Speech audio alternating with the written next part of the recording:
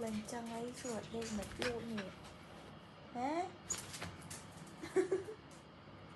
Đen mệt luôn lời.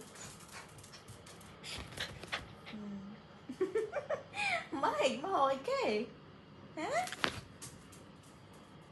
Lê la.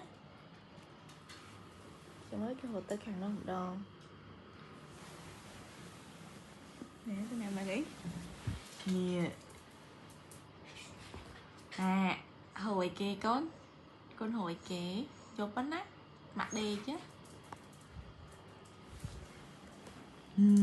Đây. Sky đang chẳng đẹp leo phục đài này. Mẹ đi bị luôn bằng con này trong.